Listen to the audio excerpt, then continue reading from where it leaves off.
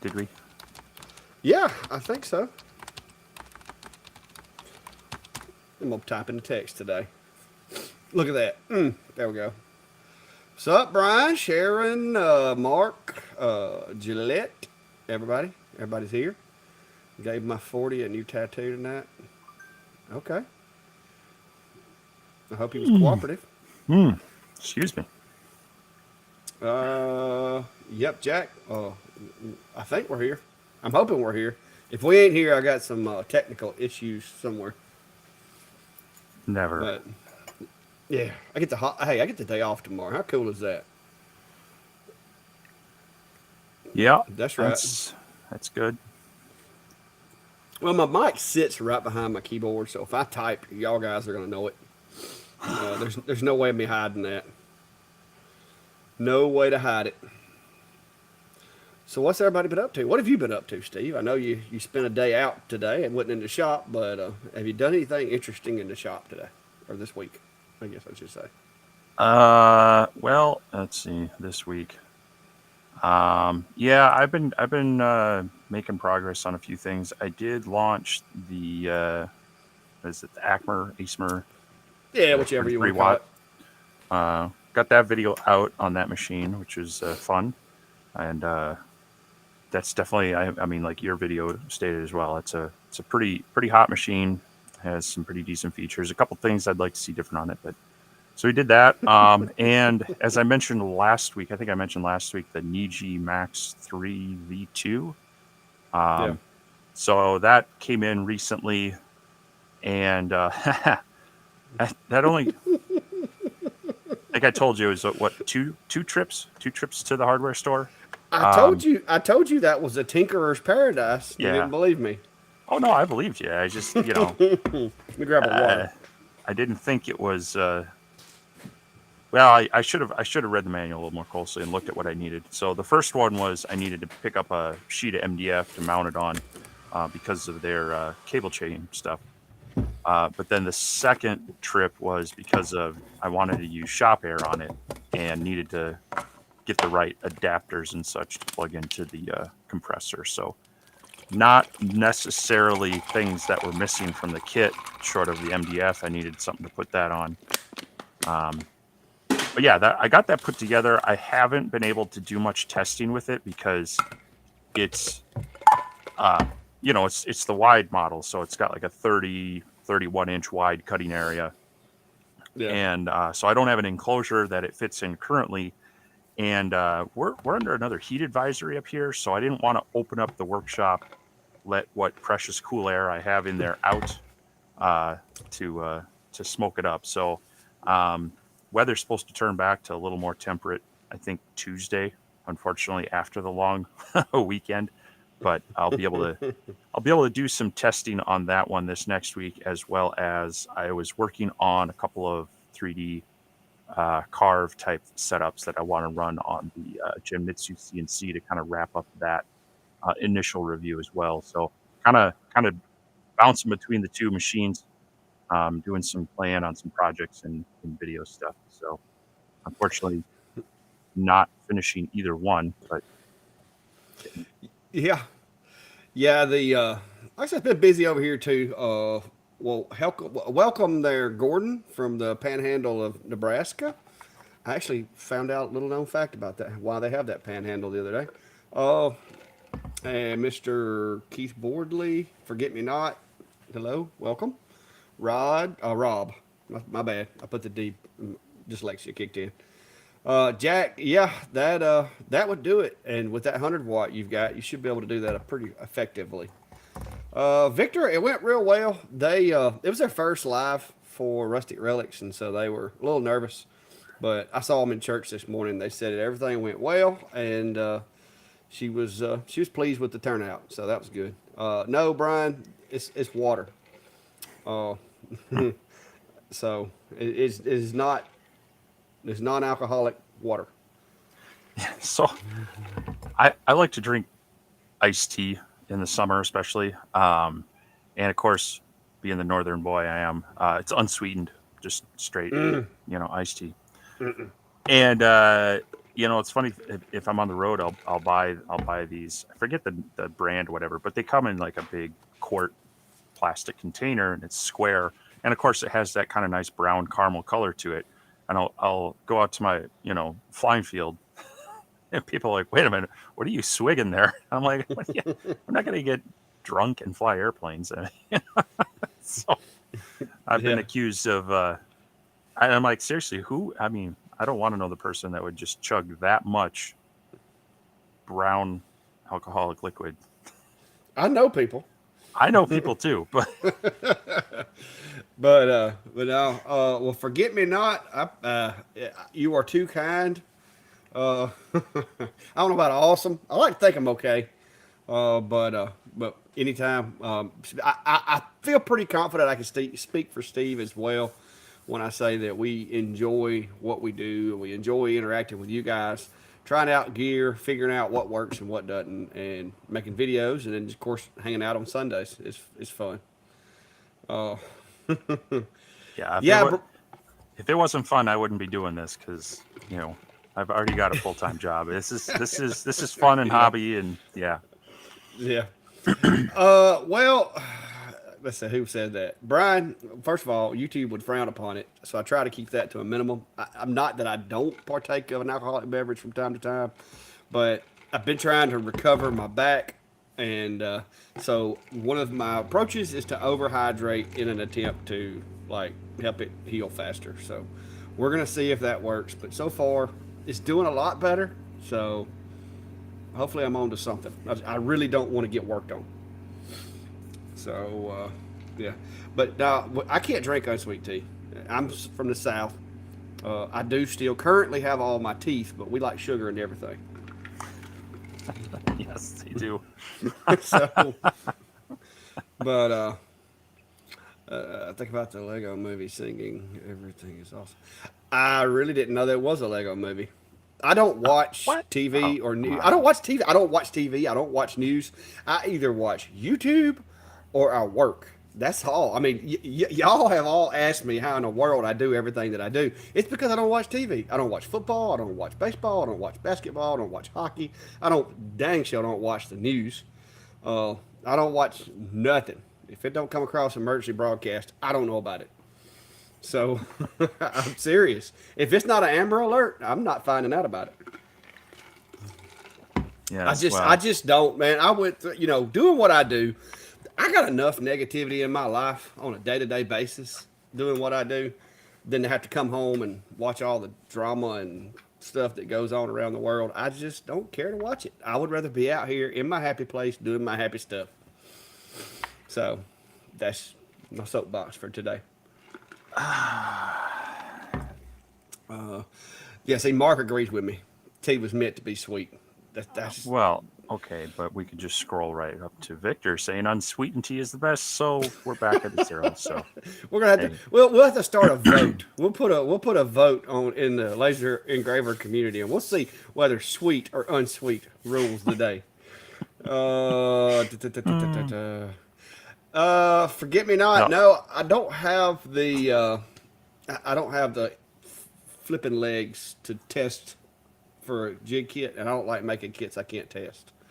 So sorry about that. Jeff, I'm a Minnesota sports fan. I I just live with disappointment. So is that negative? Is it positive? I don't know. Now I But I did don't go go. out of my way to watch it. Now I did go to the ball game from my high school, my daughter's high school, which is my old high school. I did go to their football game Friday night. Now I mostly watched the band because that's where my daughter is. Do you have to go jump on Steve's soapbox? I think Seriously? that settles it, right? I mean, that's end all be Yeah, all. We're yeah. debate's over. She sets me up with that every time we go to a restaurant. She always orders unsweet, and it never fails. They put it in front of me, and I take a big swig of it, and it's just like, ugh. But yeah.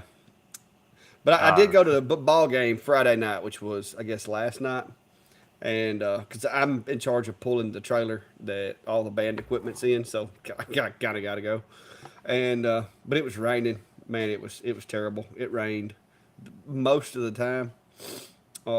And I found out that my new shoes that I got, these Brooks, they're not good for weighting. They're not waterproof at all. So just FYI. All right. I don't know if it's just me or everybody, but you kind of turned into Mr. Roboto there with your audio. Don't know unless my Wi-Fi is trying to connect, but I don't know why it would. My computer may need a good cleaning. It gets dusty a lot. Is it back to normal now? No, I'm still getting weirdness. It could be. Anybody? Am I sounding okay, Brandy? Brian says it's just me, so maybe it's my headphones. Hold on. Okay. Whew, scared me. I can't spend any more money. My air compressor died about 3 o'clock today. I had to go buy a cheap little pancake air compressor to get me by. We'll see. We'll see how it holds up. So far, it's doing pretty good. It's 150 psi. Okay, all right. We have decided it's on Steve's end. Thankfully. Anyway, anybody got any? Let me get that comment out from down there. There we go. It's taking Steve's side. That's like grounds for, like, I don't know, a fight, isn't it? Yeah, I've been looking at those, Brian. I had a big one. Like, the one that was outside was one of the old twin compressor ones. But, like, I mean, it was big, way bigger than what I need nowadays. I bought it back when I was running pneumatic power tools and sandblasters and stuff like that. So I'm probably going to downsize, but right now I went to Tractor Supply to see what they had because my air assist was down. And I can't go, like, I got 10 stove covers I got to make tomorrow. So I can't go without air. And so I went and they had a special going where they had a little pancake compressor, 150 psi, 6 gallon for like $99. So I was like, okay, it's worth it because I can get those stove covers done and it'll pay for that little compressor if I have to out of the money I make off of those. So I went ahead and grabbed that guy just to get me by until I can decide what I want to permanently replace it with. I asked one, bought 20. Huh? Yeah, I can't keep up with the comments, guys. I'm sorry. If we don't answer you, just keep spamming. All right, because I sometimes if I'm not looking at those comments, you get buried quick. All right. I went to the backup headphones. I should be good now. Okay. Do I sound okay? Well, you sound normal. That's just wrong. Oh, wait a minute. There's somebody asking us one. You got any guesses on that one? You don't have a 40-watt D1 either, do you? I don't have the 40-watt D1. The closest I've got is the IKEA. That's a 48-watt, but I have not done any tumblers on it yet.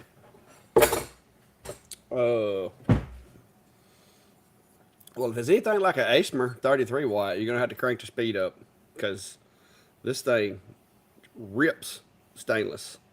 Like I'm marking stainless with this ASMR at 40 millimeters a second. So you're probably gonna have to run them up there pretty high, I would imagine, with a 40, because 33's staining it all the way up to 40 millimeters a second. So, Brian, yeah, I was fixing to say, I usually just get whatever I need.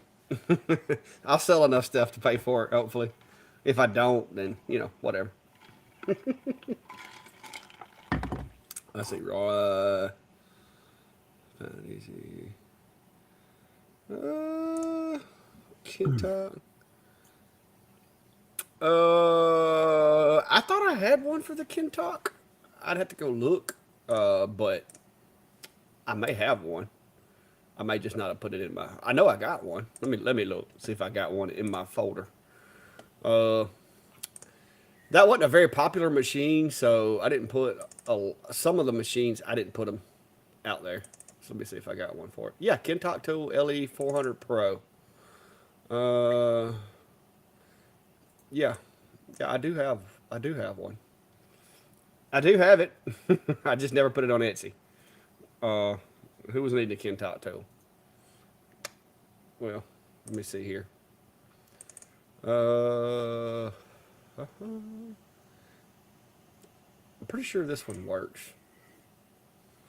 I'd have to go back and look at it, but if not, I can modify it. But I'll get back with you. I got some other files I got to work on. Oh, but I'll have to make sure that that one's intact. I tried my 8-gallon compressor, but it's running too often for my life. Yeah, this one runs a lot, but now I'm only using like, I don't know, 10 psi to the regulator. But I've been tuning this ASMR, and it actually cuts really good with a lot less air. So I've dialed it back some.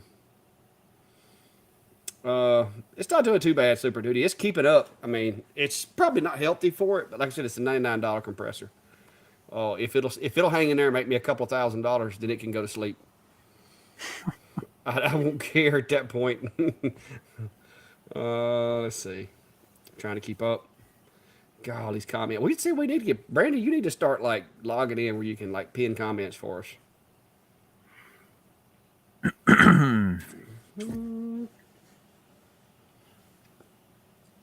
Yeah, a 10 watt for doing cutting boards. That's what me and Steve both started out. Well, you may have started out with something smaller, but that's what as far as my business, that's what I started out with was a 10 watt. Does a good job. Well, technically, I started out with something a lot bigger. Well, it's about diodes as far as diodes goes. Yeah, no, the X-Tool 10 watt was my first diode laser. Still have it. Oh, hang on. This is kind of a long question. Ah, it's covering me up. Oh, here. There you go. No, we're good. We're good. You can swap that back. I'm just gonna peek out from around the corner. The rest of the area, instead of over the. Okay, I think what you're looking for is if they're all on the same layer. I'm gonna turn that off. If you put multiple images in there and they're all on the same layer, you've probably got it set to either do them individually or do groups together. But you can always go in and set it to do all shapes at the same time. But that only works if they're on the same layer. So they would have to be like the same color, as far as power settings and stuff go. Well, but if he's using an image and a typical like vector engraving, I don't know that it's not going to combine do them at the those. same time. It's going to do those separately. When you put an image in there, it automatically creates a custom power box for it. Yeah, you'd have to use like Photoshop or something, bring in your other blocks or whatever, or your text, make that as part of the image and do it that way. But then you might not have the same clarity in those that you want or that you're getting as a vector engraved. So yeah. But yeah, on an image, I think about that. On an image, it's going to lock it down to its own specific settings. All right, who was that said I had a question that we didn't get to? Because I still can't find it. I think that was RW, the one we just did. Okay, cool.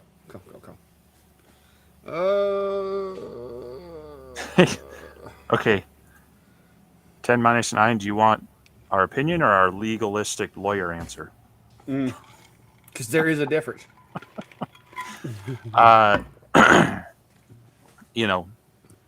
Do what you feel is right. And, always keep your safety and protection in mind. But if you have your enclosure set up and it has,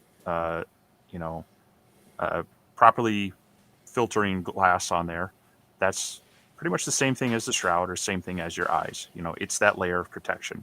Now, is it still good to wear your glasses? Sure. It's an extra layer of protection. Could something bounce around, outside your enclosure somehow because you have an opening? Sure.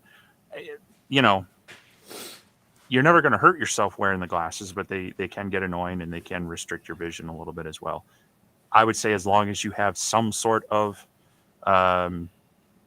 filtering protection there that you have some confidence in, some of those, and I've said this in some of my reviews, some of those fabric enclosures, they've got like a tinted window, flexible window on them that really don't do anything to filter that light. So I wouldn't trust one of those. But if you've bought like the JTech Photonics stuff that's rated for lasers, it's going to be doing a pretty decent job. And also remember that, these are rated to take kind of the focused in point of it. Hopefully you're just getting kind of reflections and refractions. They're defocused and such. So it's minimal, but it's still a concern to take. But again, if you really truly want to be protected, wear your glasses, even when that enclosure is going. Well, I will speak from experience on this. I most of the time wear these anytime the laser is running. Reason being, just like anything else, sometimes you get distracted, you get busy, something happens inside the enclosure, material flies up and it binds the machine or something, and if you don't have your glasses on, you'll forget and snatch that lid open. And it's happened to me before, especially with like some of the thin materials and leather. And that's one reason why I do not like the machines with the long covers, is because I have a lot more material collisions with those flat surfaces. But same as Steve. I mean, the more layers of protection, the better. Is it absolutely necessary if you've got laser safe glass? Probably not. But in the event that you open it inadvertently or forget to do something and you snatch that lid open, if you don't have them on, there's that risk. So yeah, risk mitigation is what it's all about. And so yeah, two layers of protection is definitely better than just one. Because that way, if whoever tested the material, if it was a piece that got tested on a Friday and they just like pushed it through, then it won't matter with you. But yeah, I do the same thing. I have a camera that's inside my enclosure, which is this guy. And so when I'm over here designing files or whatever, I can pull that camera up on my computer and see what's going on inside this enclosure. And I've got a video, and I think Steve's got one too. There's another camera that me and him both are testing that's like a Wi-Fi camera, which is it's pretty neat. I think they overcomplicated the thing, but it works pretty well as far as being able to stream it. Yeah, but I've got that same camera, and so remote viewing is always safe because you can't get your eyes put out by a laser through a camera. It's not going to happen. Yeah. And I even took and put some yellow film over mine. Yeah, that little guy's actually pretty cool for remote viewing, but all the other functions I think are. I don't think I'm going to using it for those. I haven't hooked it up to a laser yet. So the cool thing about this one is it's supposed to be able to allow you to remotely control it. I have mixed feelings about that. But yeah, the time lapse feature on this thing and remote viewing does look very cool. So, I hadn't played with the time lapse. I'll have to try that. Yeah, I haven't done a whole lot with it. But it's got some cool features to where you can adjust like the length and the time, and it can even like do an overlay so that it doesn't have the blurry head in there. It'll just park the head in the corner in the image, and it'll just show the progress of the engraved. So I mean, from a production and showing your work kind of stuff, that's kind of cool. But well, see, I was actually thinking about repurposing it, putting it on my 3D printer in the house, because a lot of time I'm printing while I'm out here, and so I was going to set it up to just do remote viewing there. Well, this brand has their Beagle camera that's purposely for 3D printers, so you might want to check into that. I'll have to look at it and see. Which I may get a Sonic pad. If I get a Sonic pad, I can just put a board cam in there, Raspberry camera. But anyway, we'll see. Well, hello, Chris. We sleep late today?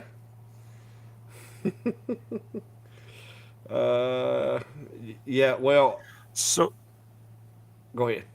I'm curious, Jack. He was talking about laser everything live and having a beam bounce. Were they using a CO2? Because that's one thing with CO2s, and I've had this troubleshooting my own as well as a friend's. You got those mirrors, and it's an unfocused beam, but that unfocused beam on those 60 and on up watt lasers can still do a lot of damage. They can burn you. They can put holes in your wall and such. So. I that definitely, I have a whole nother level of respect for CO2 lasers and the beams at that point. So, Uh, oh, Jack's talking about he asked them, I guess, whether it was a Yeah. CO2. I thought he was talking about us. I was supposed to say, Jack, he's talking about your comment now. Yeah, Brian, I've heard some stuff about the Sonic Pad, and I'm looking at getting a Sonic Pad and the direct drive uh, extruder to put on mine because I bought an enclosure, but I can't zip it up because if I do, the PLA gets too soft and it starts kinking right there at the extruder. So I want one of the direct drives so it doesn't have that angle going into the extruder motor. So Ed, I don't have the Max 4. I'm just playing with the Max 3 V2. But from what I can tell, if the Max 4 is using the same type of driver and steppers, I would believe the Ortour roller would work. It comes with a couple of adapters. It really just comes down to the pinout of the stepper and making sure you got the right rotation. So I would imagine that yes, it can work. You just might need to get it the right adapter cable for the stepper pinouts. So can't confirm it, but I would imagine from what I can see on the 3, it shouldn't be a problem.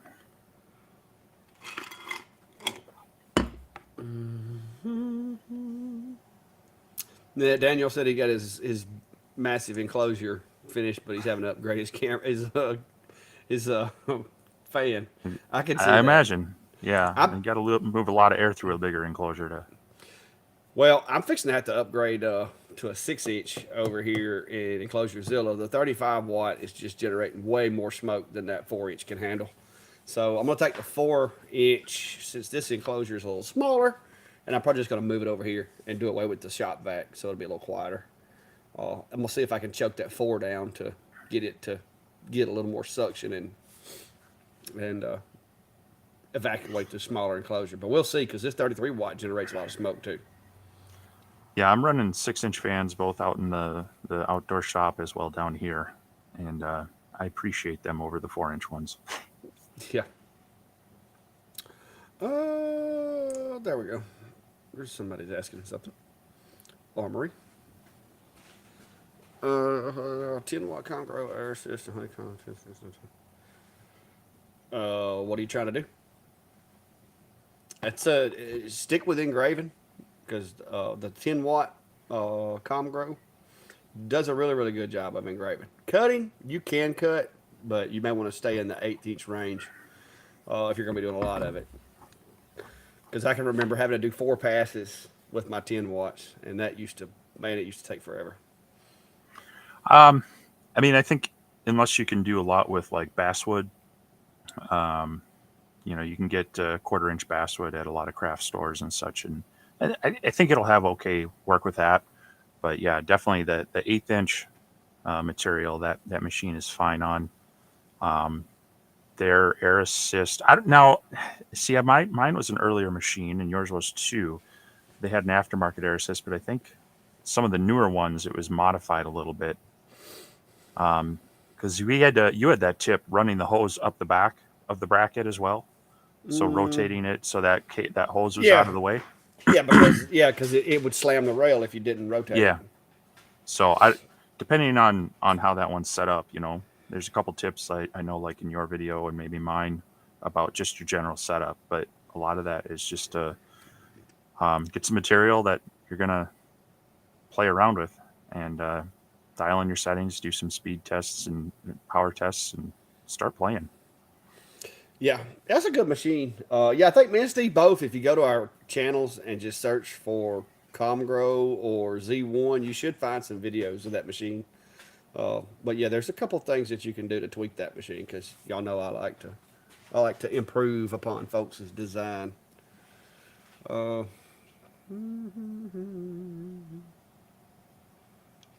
da, da, da, da. Yeah, Brian. So far, I haven't had too much trouble since as long as I leave my enclosure unzipped on the 3D printer. It was just that first day when I got the enclosure, I wanted to like zip it up, and it got hot in there, and that PLA just did not like it getting that hot inside that enclosure. So I've just started leaving the door open. It's working fine now. I haven't had any more filament hangups since then.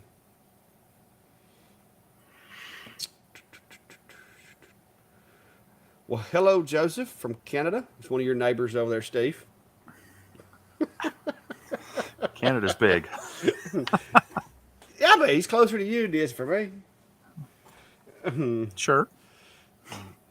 Todd, the one thing I will tell you, because I messed up on mine, is make sure you don't put that darn aluminum linkage for that timing cable too close to that stepper. Leave yourself a little bit of room. Other than that, mine's running great, but now it's because I had problems with where I had did that in the beginning. I literally went through this machine. I tensioned the belts. I dusted all the eccentric wheels, and everything on mine. I have went through and adjusted it. But if you didn't do that, if you do a couple of tests and it needs it, then do it. But it wasn't too bad out of the box. I will say, if you extend it, you kind of have to over tension the belts a little bit, it seems like, to get really good results. I guess because the belts are so much longer, it takes a little bit of extra tension for them to appear to be tight. But yeah, mine's doing a good job. It's not the overwhelming cutting ability that I'd hoped it would be compared to my P20, but it's a lot. It is faster. That was what I wanted. It does cut faster, and the engraving quality seems to be very similar to what I was getting out of the 20. So I'm happy with it.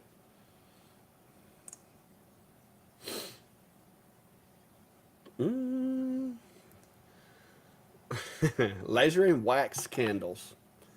Yeah, you could do it. I mean, it definitely would work, but you'd be melting the wax and it would have to go somewhere because it's probably not going to necessarily vaporize. I'd be curious to see how that works out. That might be an interesting experiment. Yeah, but if wax vaporizes inside your enclosure, you'd better be running air assist, because if not, it can collect on your lens and cause some problems. I would definitely run a little bit of. Well, if you run air assist though, that's going to make a mess. I just think I think I'd steer clear of wax in my enclosure. Somebody else try that. Steve, try that. Well, get a longer lens on a CO2. That'll get it away from there. Yeah. Throw it in the K40 or the M40, whatever that is. No, I only got one CO2. I can't tear it up. I haven't even heard of the Gwiki G2 20 watt. Have you, Steve? There's so many places that are kind of coming out with their fiber lasers recently that it's kind of hard to keep up, and you got to wonder a little bit: are they that unique, or are they slightly modified and rebranded, rebadged, labeled, whatever? Yeah. Just so y'all don't accuse me of anything else. This is some Walmart water.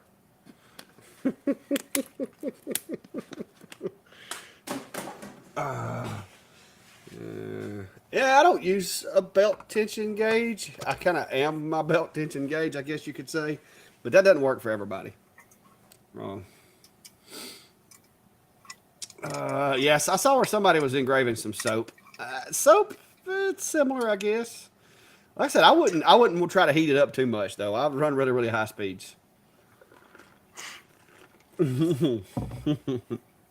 No, Brian, I'm not that foresightful there. This is here because I was doing a test on a laser. I swear. Oh, caught him. Oh yeah, I got one of those too. It's in that little box right over there on the right. Yeah. Yeah. Matter of fact, I just realized I left my darn camera box out.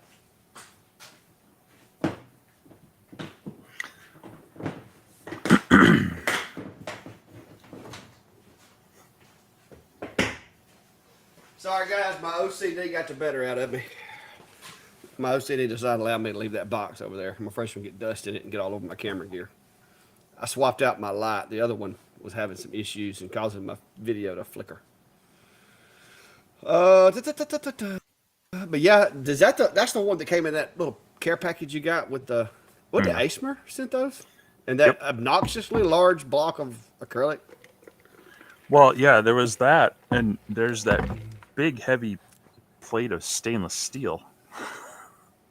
Oh, this one? That was obnoxiously large. No, there was an even bigger one, I thought. It may be still in there. It may be still in there. I haven't opened it. I can Good hide Lord. behind this one. It's like a 8-inch How thick. thick is it? It's like an Yeah, 8-inch. I haven't opened all the stuff. I've been running through it, doing a bunch of the tests. Uh, this thing stinks, by the way. I did just the little keychain, and I don't know if this is pre-finished or not. It kind of looks like it might be, so that might be what you're getting at. But Yeah, the cork smells. I wish I hadn't done it right before the live because now I can smell it every time I reach in there. Uh, ta- ta- ta- ta- ta- ta. so Joseph, uh, what kind of parts are you having trouble with? It's unfortunate if they won't ship them there, but there may be some aftermarket or third-party options for them. You know, if you're talking like belts and wheels and things like that. But yeah, a lot of the parts I would think would be interchangeable except for maybe like the bearings and those little metal wheels that they use. I don't know that I've seen anywhere else that has those, but you might.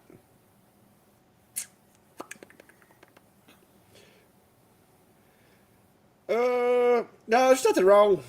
I don't consider there to be anything wrong with partaking.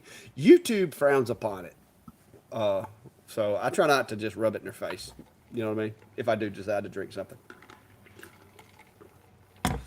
Yeah, I wish I could show y'all what this cork smells like. If you've ever done cork, you probably mm, already know. But cork and leather are right up there. Like they're right there as far as like not something you want to do in your living room. there's not a lot of things I'd want to laser in my living room, quite honestly. He's saying it's a limit switch.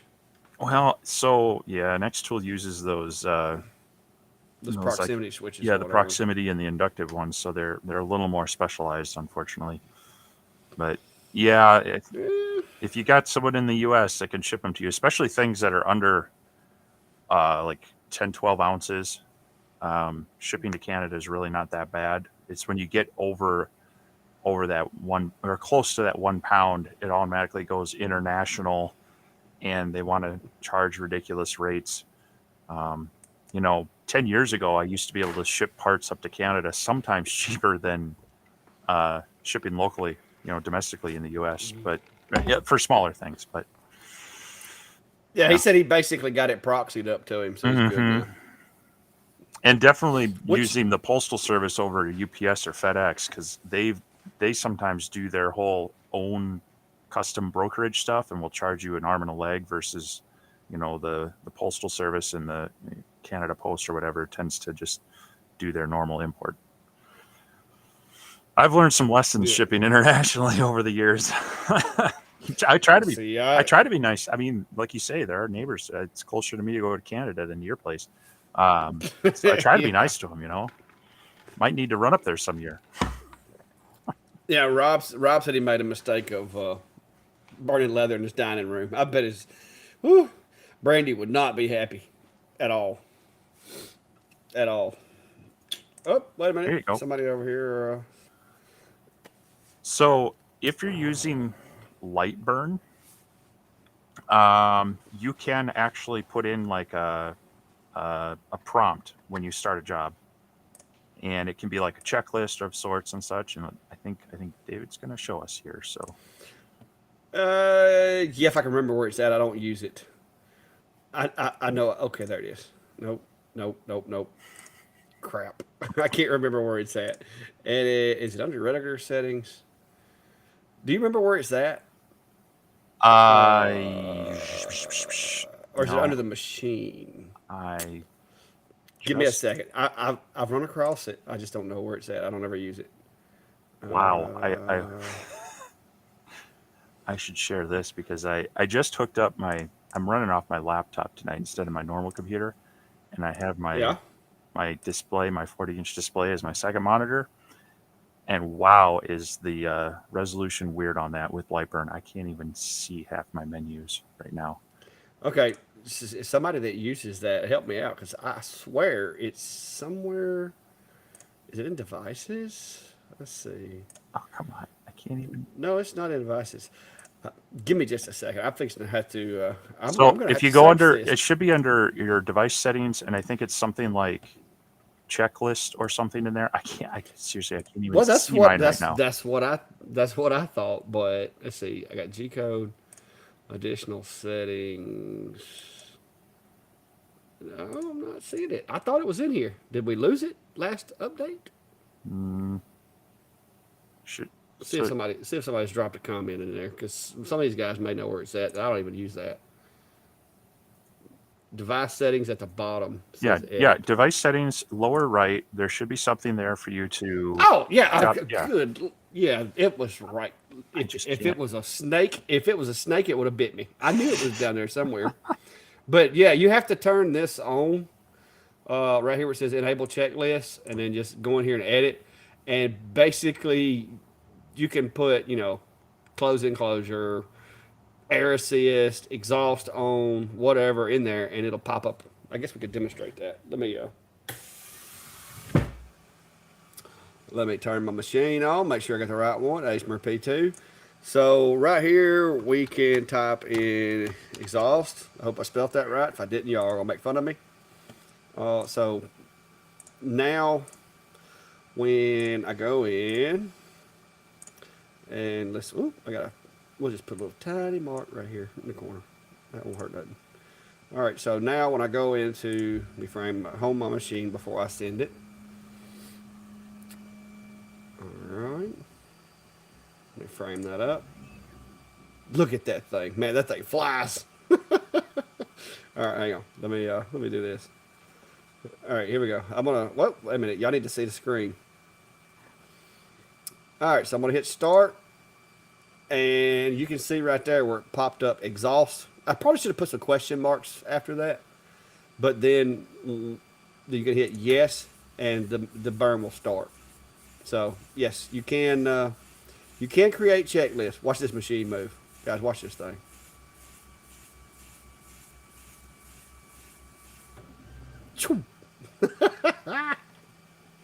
That thing's fast. So there we go. Let me turn that off. I will be, well, actually, I could leave it on, because that would actually help me remember to turn my exhaust on. But, yeah, I don't know why I didn't see that a while ago. I knew it was in device settings, but I did not go look at it properly. All right, there we go. I hope that answers your question, whoever was asking that. Yeah, see, if I put exhausted on there, I would think it was asking about my physical state. So, yeah. All right, questions, comments, concerns. If you hadn't already, like, follow, subscribe, all that good stuff. Steve loves my little banner right here. Aha! So, Steve, do you want to let Brian know what you've been working on getting set up on your computer? Well, no. Steve. No, funny enough, I had my Stream Deck before David, but I just started using it again. So I too can switch to different views of laser camera, or my horrible view of, let's see, Lightburn that's all messed up right now. Wow, you need some glasses to read that. Yeah, like I say, it's on a 40-inch smart TV, and I can't do anything with that right now. I got to play with those settings. So. Well, since you have your Stream Deck set up, I must say you deserve this.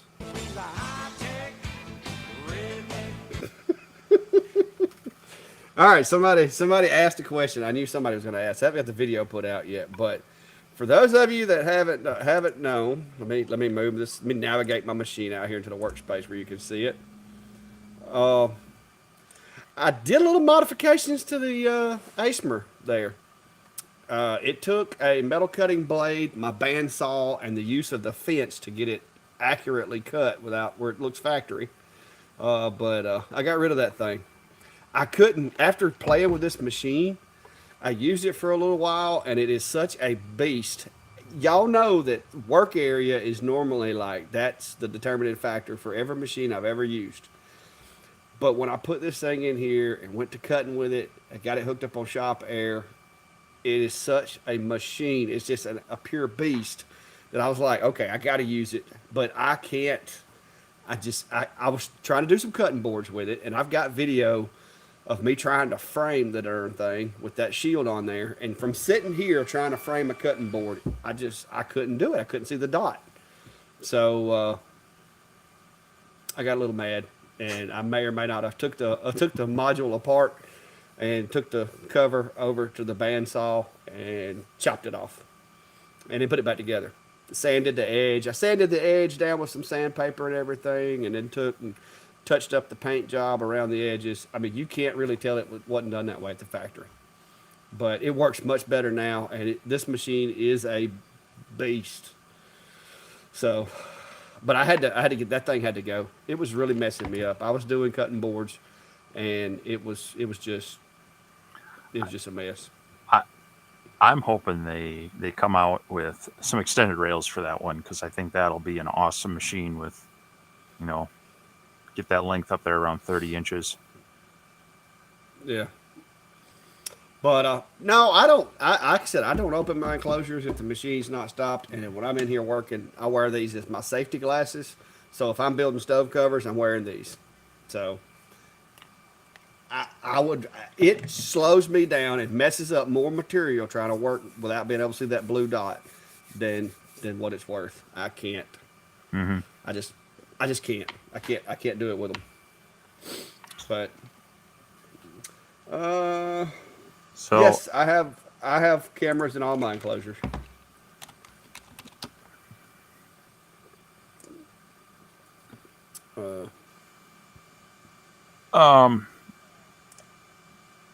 So I mean, depending on the cutouts, Mark, with the LED lamps, I've done something as simple as using like wax paper or rice paper that you can get fairly cheaply or inexpensively. You can get some fairly lightweight, translucent colored papers as well at most craft stores. I haven't gone to anything too bad or too lightweight. You know, if you can add some extra LEDs to it, it'll help brighten it up a bit. But those are the two things I've used. So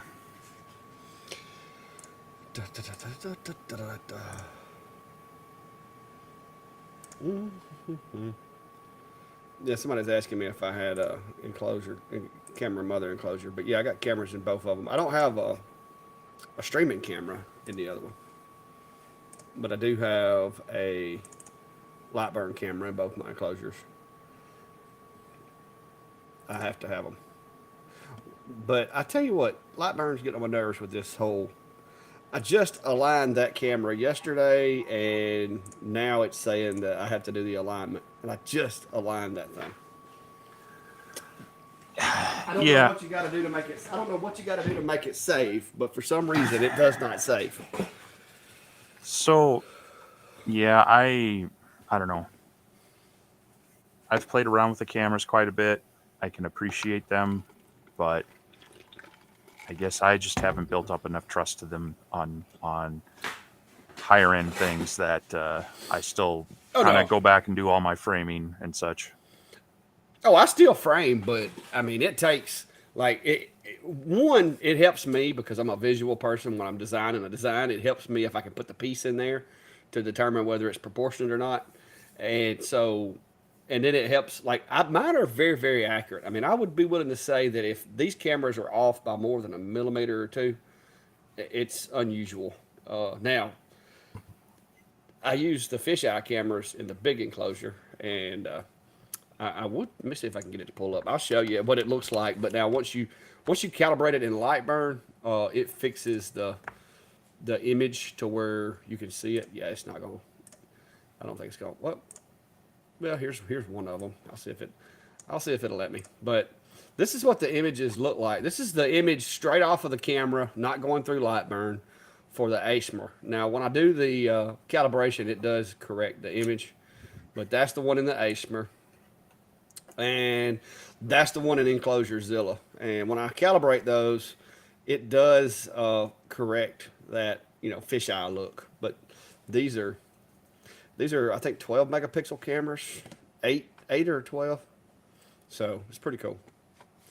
But I run those in all my enclosure builds because they work from 6 inches all the way up to 25 inches. They work. So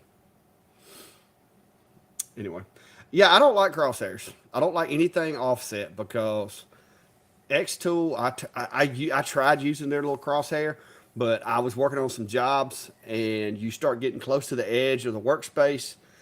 That 16 millimeter offset can be just enough to where it'll crash and hit the rail, or I don't like the offset. I would rather use the blue dot. And the blue dot, you know exactly where it's going. So, William, funny enough, being as close as I am to them, no, I haven't used them for anything. So far, I've been lucky enough that I know a few friends that run sawmills and such, and even some of them have the slab flatteners and such. So I'm getting kiln dried hardwood that's often flattened on two sides, fairly inexpensive. Now, if I need something a little more unique, I've usually just driven up to, there's some lumber places up in the Twin Cities, along with Woodcraft and Rockler as well, if I want to pay a lot for it. But no, I've heard a lot of good things about them. They're definitely a good mail order one as well, for getting supplies. But I, funny enough, haven't used them. So Yeah, guys. So these are my laser glasses. I've got these are my fiber glasses, and these are my diode glasses, and then my CO2 glasses are up there. Oh, and these are fibers as well. Supposedly, I didn't trust these, yeah, so I bought another pair. Now these would work for the CO2 because technically it's plexiglass. So I could use these for CO2, I guess, because pretty much anything works for CO2, right? mm, mm, Other not than not straight acrylic because it can blast through that. Um, yeah, no, that's it's not so much the color, but you want to find a lens that's been tested, and it should have a rating on it. So I don't know that yeah, this will these show, didn't have any.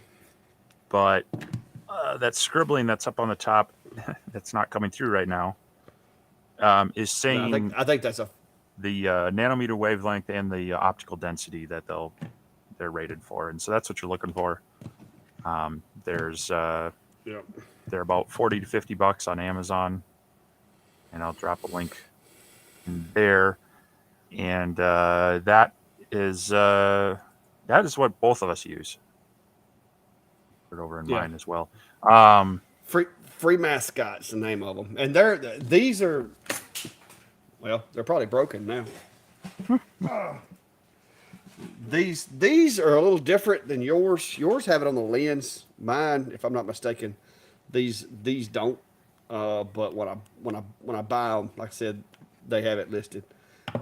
These other ones, like I said, these actually do have it engraved across the top. These are 190 through 420. Shoot. And 850 through 1300 OD6. So I need to buy me a new pair of these guys because these have gotten scratched up and dropped so many times. But I'd like to get me a pair that works for either, but I can't pull off that shape glasses that you wear. I North Alabama. I couldn't tell you anything about XCS. Somebody else in here might can. I used to only use it for updating firmware, but to be honest with you, since my Xtools got put out of work out here in the shop, they're in the trailer, and I don't so even fool with them unless I go to an event. yeah, that was it used to be in the setup where you could turn off the crosshair, and then I don't remember. Yeah, I'd have to look.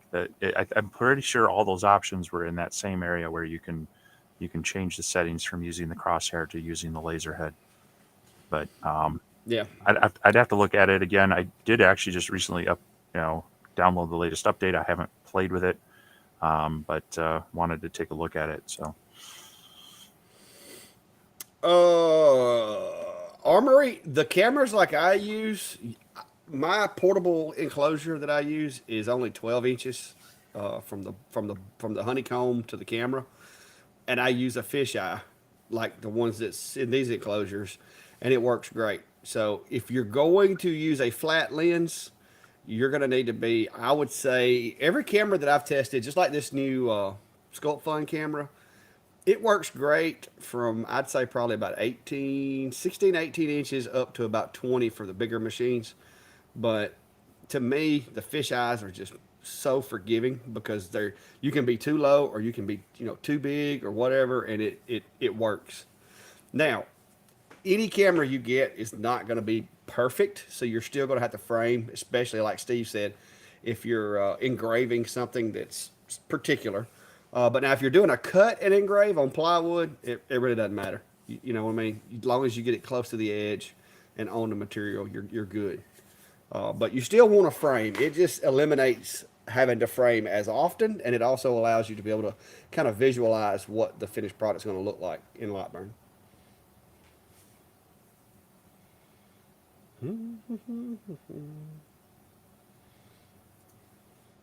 But yeah, like I said, the flat lens is, depending on the angle of the lens, you're gonna have to be higher. The Sculpt Fun, it's a flat lens, it appears, but it does a really good job. I don't know if y'all saw a video on that, but it done a good job from about 17.5 inches.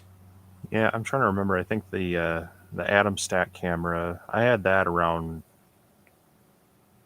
It wasn't that high. I want to say it was maybe 12 to 13 inches off the top. Talking So about that camera?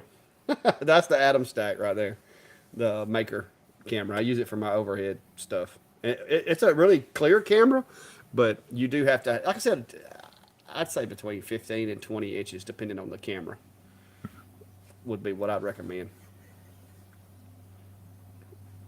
You want to basically get the camera to where you can see the entire work area, but you don't want to go too high because then you start getting a pixelated image.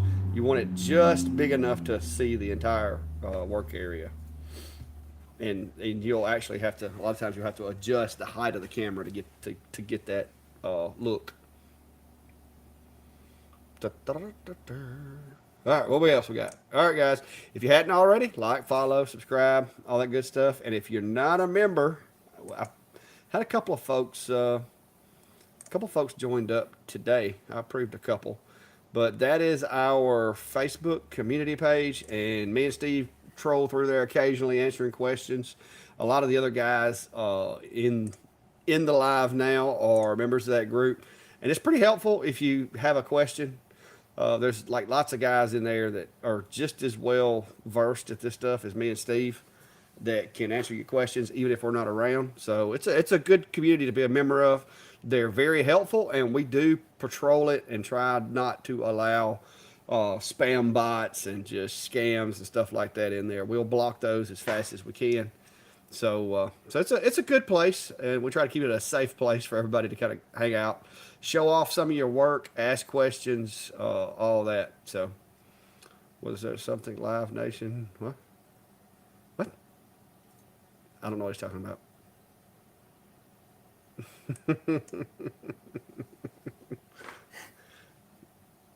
I don't know what you're talking about, Brian.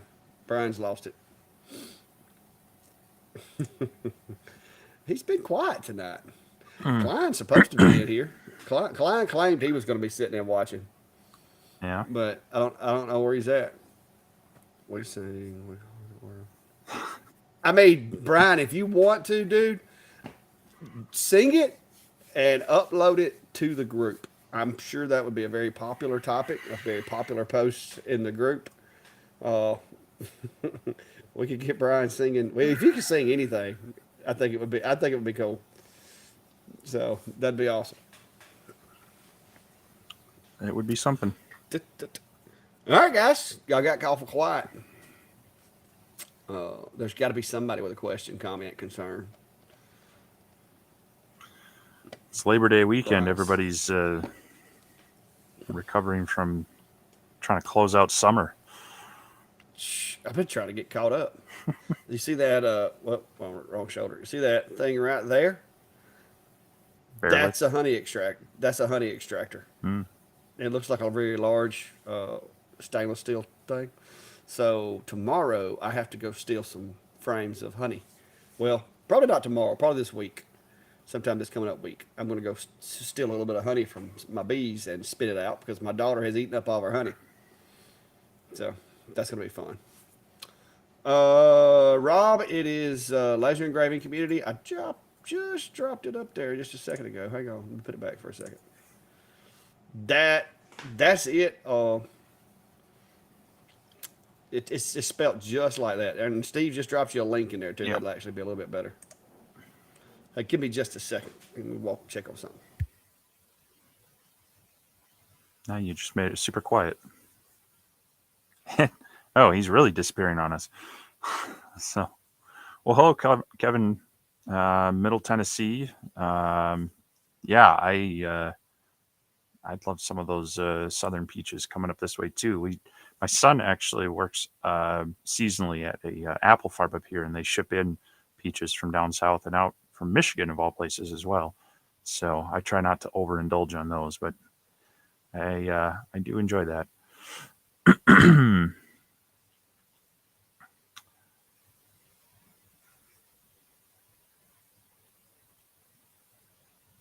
So 10 on the business card templates. I've done it a couple ways. Actually, if you you can do a layered approach where you cut the outline of the business cards with just a little like thumb spot or a finger latch into it. It allows you to grab the card as well. And then you can just laminate that on top of a piece of material so it stays level. And for that, I try to use something really, really thin just to get the template down. But maybe David, now that he's back, wants to mention how he does the business card templates. Yeah, your mic's off. I said George wanted to say, "Hey, I'm gonna take him back outside."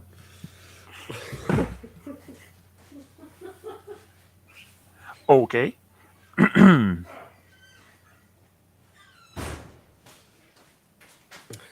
Yeah, I had to run outside, and George was out there eating some moths. So check in with him, make sure he was doing all right. So the question is business card templates.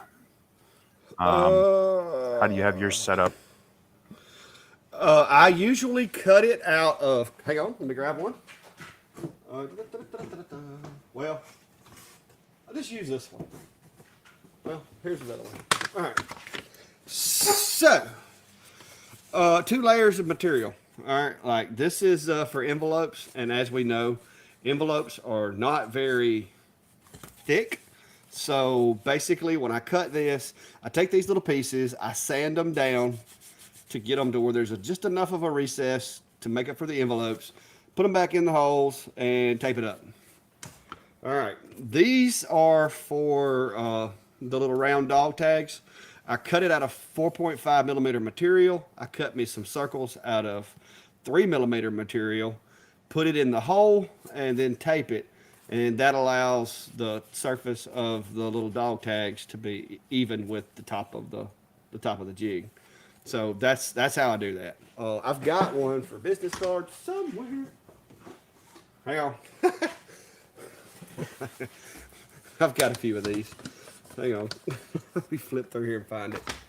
Oh, let's see. There's some more little dog tags. Same principle. 4.5 millimeter material, 3 millimeter material. Tape them into the holes. My business card one may actually not be in here. It may be out in the trailer. I think it's actually in the. Well, But yeah, I mean, it's the same theory of doing. You have like the shape cut out, and then you use a thinner material. There you go. But then the key is having that kind of that hole so you can grab each one as well. Yes. So. Yeah. This is just that's why I have, like I said, I keep a lot of 3 millimeter material, and then this is 4.5, and so that just gives you that like 1.5 millimeter ledge right there. And there's also, by doing that, it gives you 3 millimeter space to be able to reach underneath it and pick it up off the honeycomb without it, getting hung up. So yeah, I have a few of those. All my jig panels for everything you can think of. But yeah, that's how you do it. That way it makes them easier to get out. It also allows the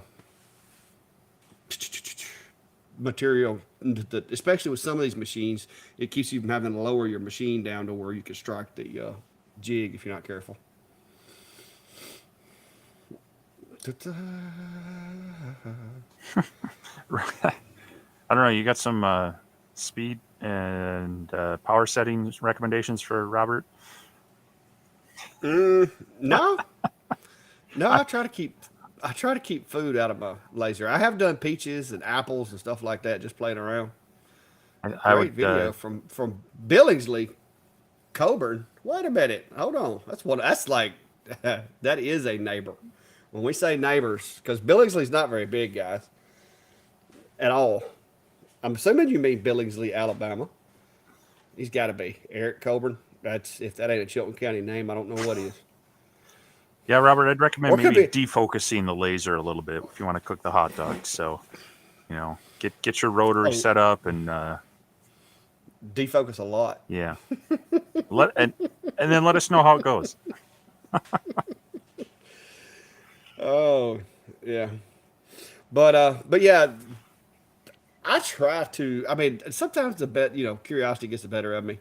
Like I've done peaches. I've like engraved the fuzz off of a peach. I've engraved the apples and stuff like that. But it's just I try to keep like meats and stuff that would stink on it out of my enclosures. Well, Oh, it'd be something. It'd probably smell better than leather. So yeah. Kevin Burns went to high school in Prattville. Well, that's Billingsley technically, Billingsley address technically kind of straddles Chilton and Ottawa County, so I guess he could be in Ottawa County as well. But yeah, that's where that's my zip code. Let's put it that way. It's 36006. Somebody was asking me a question. Shoot, what was that? I was fixing to look up something. well, Brent's asking you about plans for the laser enclosure. Oh, yeah. Yeah, that's what it was. Man, I tell you, it's been a long day. I have the plans, and I use the term plans loosely. It is not plans like Steve does. It's basically the dimensions, a drawing, an illustration, if you would, of the enclosures, depending on which one you want. But they're in our laser engraving community group, and they're under the downloads section. It's a PDF file. So if you join that group, if you join the Laser Engraver community group, they're in the download section. So, Brian, yes. So the I painted mine white using cabinet paint that has kind of a more of a stronger shell to it, I guess you would say, easier to clean. And for multiple reasons. A, the white is going to reflect any light in there better. Two, yeah, it helps seal up the wood from absorbing moisture and warping, but also any sort of fumes and such. And then also to be able to clean as well. If you use the right type of paint, with more of a kind of a gloss or so finish or cabinet paint that's kind of meant to be cleaned and whatnot, it helps cut down on that kind of lingering smell that can, develop. A lot of people wonder about that. Your honeycomb, after a while, it gets pretty dirty. It also has a bit of that odor to it. And once you clean that, you'll notice that, your workshop space is going to smell a little bit less like laser and smoke as well. So same thing with the enclosure. I definitely like having the paint on there to help keep it clean and keep it from stinking up as much. yeah, I've thought about painting the insides and the outsides of mine, but I just got this whole wood theme going. Well, I mean, you could just, you could seal it with anything you want. Just you want it. No, so I that it want can't absorb to. it. I want to. I want to paint it. I want to paint it like traffic cone orange on the inside. That way, when if anybody sees one of my videos, they'll know that's one of my enclosures. No, So I'll be the only guy in town that has an enclosure that is traffic cone orange there on you the go. inside. Yeah, we'll try to get you in there, Shoemaker. Give me just a second. Okay, Todd Vance, a few seconds ago there. And Brent Shoemaker. I already clicked on So them. y'all, no, if it's like, how in the world it kept telling me, wait a minute, Jericho Fernandez? They're He flying hasn't in. answered the question. He hasn't answered the questions though. That if you Uh-oh. don't answer the questions, guys, that makes me leery of whether you're a real person or not. So answer the questions. If you're wanting to get into the group, please answer the questions. Because we do not try to let people in there like that. Don't shoot me, orange. What? Hunting color. Oh yeah, yeah. The what do they call flame orange? Is that what it is? Yeah. Safety orange. No, Brandy can't decorate my enclosures. No. Sure she can. She'd have bows and ribbons and stuff. You can't have ribbons in your enclosure. That would just be insane. I See, wouldn't, but you could. here's what the inside of it looks like right now. It does have the like right over here. I've got my little Godzilla with the blue laser beam. You know, it's pretty neat in there. The wood is very bright. So, but yeah, that'd be a job to paint. I hate painting too. I'd have to use a roller or a spray can. What's up? What's up, P. Sanchez? I am still active, but praying for retirement. Hopefully, it won't be much longer now. Oh. Sharon, she would think she did a good job. You would probably think she did a good job, but I don't know that it would be up to my specifications. The PDF, yes. Now the enclosure Zilla, Brent, you're not going to want that. That's the 36-inch long enclosure. The other one will fit. I don't. That's yeah. The other one was made for an Otour LM3 originally. I don't think I have a plan for this one. This was my like 36 by 36 that I recently built. But yes, the smaller one, the Clack Shack enclosure, that was my original enclosure build, and it was actually built to house a X-Tool D1. But now you still may want to look at the measurements and measure your machine because a lot of folks are adding things that stick out from the main frame. So just measure your machine first and make sure that it's going to fit inside. If it doesn't, you can always just add a couple of inches to the dimensions and increase the size of it and do it that way.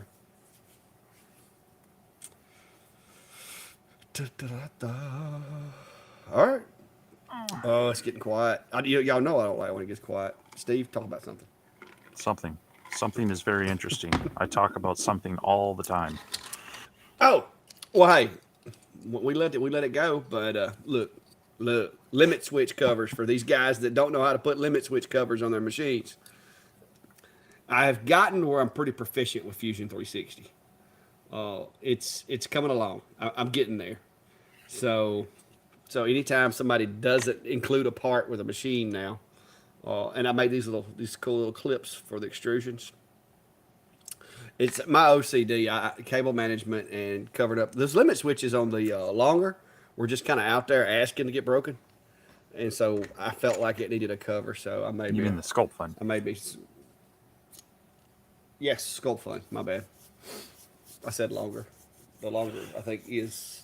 Yeah, I mean the limit switches in general on Sculpt Fund just seem to be like an afterthought because they have you tape them into the channel and kind of just fish the wiring and slap it onto the side. That's one thing where I really feel they could have stepped it up a bit and make it feel a little more like part of the machine instead of like, oh, we should throw these on here. So Yeah, mine weren't too terrible with this last one, the S30. They weren't terrible, but they didn't have a cover. And they're right there where all the cabling is. And that little piece of metal, it doesn't take but about, 2 pounds of pressure to break that thing. So I was scared to death they were going to get broke. So I went ahead and engineered myself some. This one had to be remade because it had to have a little bit of extension here and over here. and I even added my logo to the one that's on there now. But this is version 1, and I put it on there. It had to have some adjustments to it. But I'm gonna save it in case it works for another machine.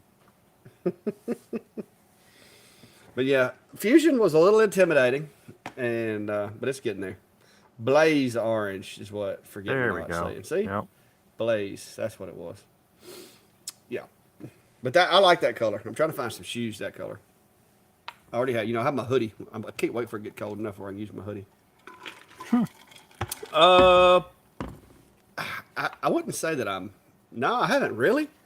If you have a Sculpt Fun and you want some of these, if you don't have a 3D printer, now if you have a 3D printer, it's easy enough. I can upload the STL. But if you don't have a 3D printer and you wanted them, you could email me and I could see if maybe Brandy had time to ship them out while, she's at the post office or something. I don't ever go to the post office. But I wouldn't mind it. It'd be kind of cool. But now keep in mind, I did put the Clack Shack logo on. The final one.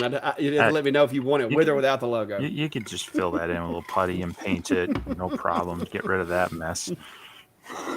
Yeah. Yeah. But it's cool because it's the one that's on the gantry, so the logo's like facing you. But if you have an S30 and you have that problem, then just shoot me an email, clack@theclackshack.com, and we can see about doing that maybe. I don't like shipping stuff, but this stuff's so small and so light, it wouldn't be that bad. I could probably just get is it like $10 or something for small things? Well, something like that, if you put it in you just have to make sure it survives it. But in a padded envelope, it's going to be about $4 to ship it. Their new grounded Vantage, which replaced First Class. Yeah. So. On the D1, I actually just went to like hardware store and bought some little cable straps, little plastic cable straps, and there was already screw holes there, and then you just got to find some screws to fit them. And you can screw those into those. They put the holes there. I don't know why they didn't throw in the screws and the little metal pieces or the plastic pieces. But 10 minus 9, I'm a rookie when it comes to 3D printing. I literally started doing it 2-3 weeks ago. But I did a lot of research, and for the price, for a beginner, and to minimize the opportunity for mistakes, I went with the Creality V2, Ender 3 V2 Neo. And so far, I spent a little time. I spent about an hour adjusting everything, making sure that the bed moved like it was supposed to, made sure all the belts were tensioned properly, the eccentric nuts were tensioned properly. And then I spent time leveling the bed and went over it 5 times to make sure the bed was leveled. And then it has the automatic bed leveling, which I'm thinking basically just adjusts the Z-axis on it. But so far, I've had 2 prints mess up, and both of those were because I tried to zip it up in the enclosure and it got too hot, and the PLA started bending as it went into the extruder. So other than that, everything's come out good so far. But I think that thing's only $250. It's the back of a mirror. Yeah, I was just gonna say it depends on what someone considers a mid-level budget. Yeah. Yeah, I mean, if you look at some the Bamboos and some of the bigger, Crealities, I mean, it's not all that expensive. No, the Ender line is a good line, and you can definitely get it into a lot cheaper. There's a lot of options and things out there, but it can be, if you're not a person who likes to tinker with stuff, and you just want something working just straight out of the box, there are a few products out there that you're going to pay a little bit more for, but work pretty well. And there are some faster ones out there, some newer versions. So the Bambu Labs is a lot faster, up to 4 times faster than some of your typical ones. Same thing with the Anchor Make, their new 3D printer. That's supposed to be pretty quick as well, but you're going to pay a little bit more for them. So. $1,000, you can actually get into some of the upper 3D printers for $1,000. The one I have was $250 for the machine, and then the PLA, ABS, was it PETG? I bought all kinds of filaments, and that stuff runs about $15 for a 2 pound roll or 1 kilogram roll or whatever. So it's not terribly expensive, especially when you're printing little small stuff like this. Because I've barely even knocked a dent. I want to go to black, but I don't want to change it because I, I put the white in there originally because I was like, well, if I waste a bunch of it, the black was what I was wanting to use to make my little parts, but I just don't want to have to change it out. It's working too good right now. I don't want to mess with it. David Allen. That's a good name. I'm telling you, that's a really good name. It is. It is. The Creality Falcon 2, I technically still got it. Klein's using it. But the 20 watt, and it was a really good machine. Automatic air assist, good sturdy machine, nice spot size, done a good job. So if they have left their machine alone and haven't done a lot of changing to it, it's probably going to be a pretty good machine.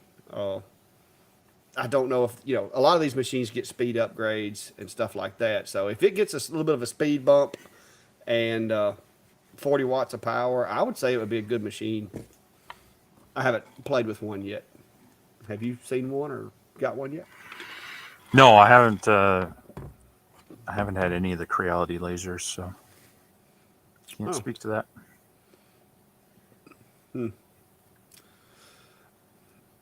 Oh, if you start talking about printing metal, tin, you're gonna that's a whole nother animal. You're not gonna get that. You're not gonna get that on Amazon. I would be afraid to price one to print metal with.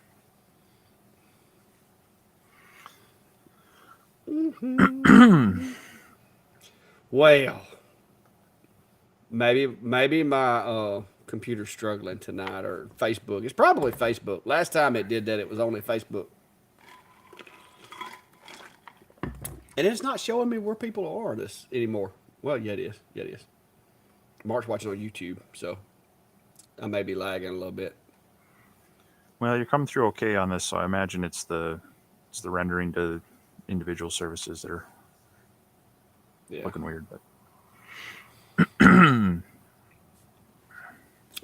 But yeah.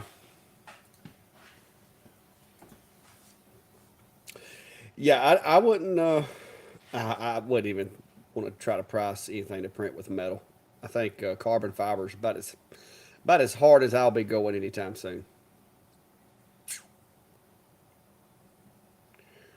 Yeah.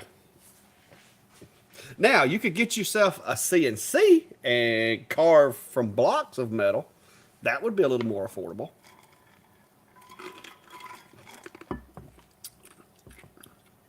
Denver, Colorado. YouTube. Yeah. Denver. We'll go to Denver one day. I'm gonna come to Minnesota one day too. Denver's all right. About 2 years. I'm gonna get portable. I'm gonna be moving all over the place.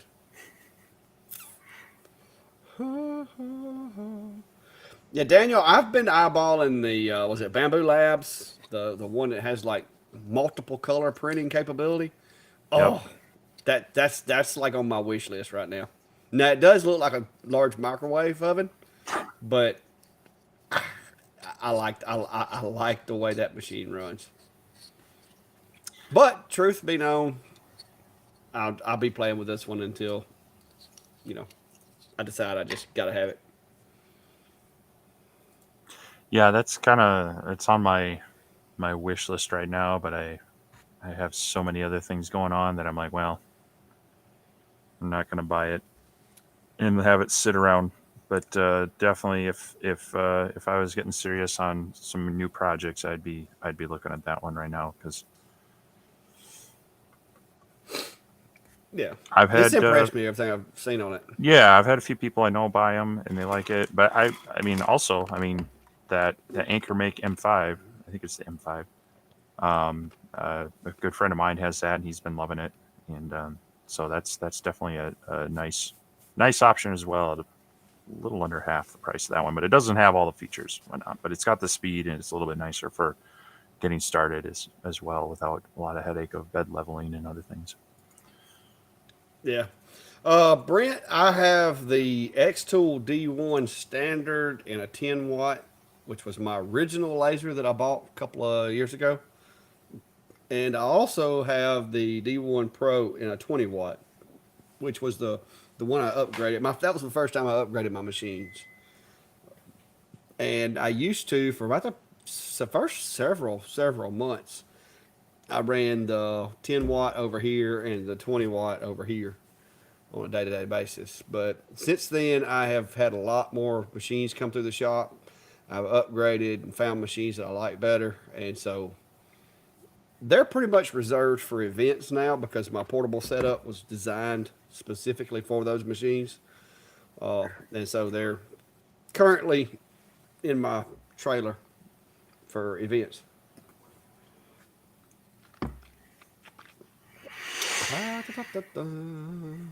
Yeah, I haven't used my original 10 in a while, but I've got my 20 watt over here in the enclosure, and still use that for a number of things. It's a good machine. I don't know how much the 20's running. I don't, like I said, I don't, hadn't kept up with them in a while. 18,000 per minute. What? I think you're talking about speed. But but yeah, when I bought mine, I think I paid like $1,400 or $1,600 for it, and it was just the machine. That was no honeycomb, no air, no. Well, it did come with air assist. That was a honeycomb. The air assist cone was on it and everything, but I had the pump I already had. So yeah, it was. That was your original 10. Yeah, I had to buy the 10 watt. Then I had to turn around and buy the honeycomb. Then I had to turn around and buy the air assist. And like by the time it was all said and done, I had because the X Tool Air Assist, they like that thing. Knowing if I knew now what I if I knew then what I know now, I'd have went and bought a Comgrow Air Assist instead of that X Tool one, and saved myself a couple $100. Yeah, Because it's the same Air Assist. It's just got one says it's X Tool and the other one doesn't. And the Comgrow Air Assist you could actually put on other machines other than just the X Tool. So yeah, but I didn't know that. My second Air Assist I bought was the Comgrow, or actually I think they sent that to me. Was the Comgrow Air Assist, and I'm yeah. still using that thing. Yeah, the air pumps that came with both of them. I will say that the Comgrow air pump I got, it's noisier. It's as effective, but for some reason the one I got, it just has a little more of a rattle to it.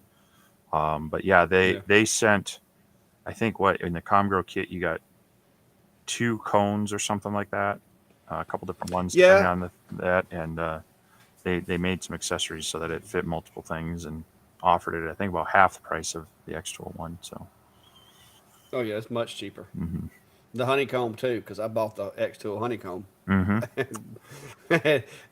So that was I was it was early. I was early on into it, and you know, but now I know more.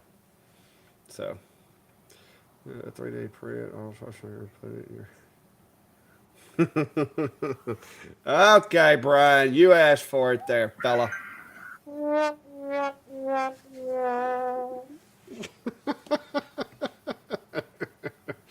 Uh, I want to see Steve say that. wah wah wah wah. No, the whole pump. We're here to pump you up. That's what you need to do. You need to do that. Why That me? should be like your. You should change that to your like make your intro that way. Oh, yeah, but Brent, I mean, there's a lot of machines out there if you're wanting to get into it. A lot of different machines of varying power, varying price point. Do your homework, do your research. Uh, I'm going to tell you, it's the laser market right now is very competitive, and when I say people ask me all the time, "Hey, what's the best laser?" And if you that depends on what you intend on doing with it. So one, you need to figure out what you're going to do with it before you figure out which laser you need. Figure out exactly what it is you want to do. So people ask me all the time, won't you tell people, which laser to get? And that's the reason. It's because it depends on what you're going to do with it. If you're engraving, you can get by with a lot cheaper machine than if you're doing a lot of cutting. So Yeah, Yeah, I've had people ask me specifically between a couple lasers as well, and I just try to say, well, here's the advantages of one, here's the advantage of the other. Um, so you're right. It kind of comes down to what are you looking to do or what's important to you. One of the factors that it's kind of hard for you or I to speak to is what's their support level like, you know, Yeah. because, especially if we're sent these machines for review, we often have, more than just a generic support email contact to say, hey, I'm having a problem with this. So there have been times when I've actually just reached out to their support to ask a mundane question to see what the response is, to try to get an idea on that, because that would be something for me as I'm looking at things, is I want to know if I'm having problems with your machine, are you going to be responsive? So um, Yeah. that being said, there's a lot of groups. There's like you and I with our videos. There's our laser engraving community group. There's other groups out there that I think um, people gravitate to get those questions answered, and that's fine. Just be sure you're giving the full information if you're asking those questions. It's when someone Yeah. says, "I can't get this laser to do anything. What am I doing wrong?" It's like, I don't know. Did you plug it in? I mean, you're not giving us anything off there, versus someone who says, "Hey, I'm getting this jitteriness, and here's a video and such." There's the That was kind of when I got started with my CO2 and I was buying it off of eBay. I knew going into this that the chances of me getting any support on it after I paid for it was next to none. But I had done a lot of research on it. I'm fairly comfortable with electronics and other things, so I was like, okay, I'm going to play around with this. And I had worked with some CNC machines at that point, so I kind of knew some of the basis of it. Um, and so the internet is a good place to find people that can help you out, even if it's not the manufacturer and such. But it's still nice to know that, maybe the company has been around. They've maybe got a few machines under their belt. They're not a fly by night operation, and they're going to help you. But yeah, I don't know. Yeah. It's hard to make recommendations off some of that. Well, and it's like I tell people all the time. I can't attest to every Acer machine that is being built. Like Brian said, he had a problem with his. I have had three Acers. I had the P20, which worked flawlessly for me for almost a year. And I'm talking production level flawless. Like on the weekends, it would run for 8 hours a day. And during the week, I run it for probably 2 hours a day in the afternoons. And it's worked flawlessly for months. I got the V35. So far, it's worked great. But I got my hands on one of the L2s and had an issue with it. But you've got the same machine in the L2 and haven't had issues. So I can't guarantee you that the machine that you get is going to be exactly the way mine is. But I heard somebody say earlier that they bought the LM3 after watching my review, and I'll let you know that LM3 is still going. Klein's using it in his shop. It recently got a 20-watt upgrade and extensions added to it, and he's still using it as his main machine. And somebody else mentioned the Acer. Brian mentioned he got the Acer, and like I said, I've had good luck with them. I prefer the bigger machines, so I'm sticking with the P and the V models. But the L2 worked pretty well for a while, and then something happened. For all I know, it could have got hit by lightning. I don't know, but it suddenly I come out here one day and fired it up, and it didn't work. So I I don't know. I don't know what happened to it. It's still a mystery, and I haven't had the time to sit and dissect it and try to troubleshoot it. So, eights are, they kept back and forth with me, and I was just like, look, you just I'm not gonna try to fix it. But one day maybe, I'll get around to sitting down and figure out what's wrong with it, and I can order some parts and have it back running. But right now, I got too much other stuff going on to fool with it.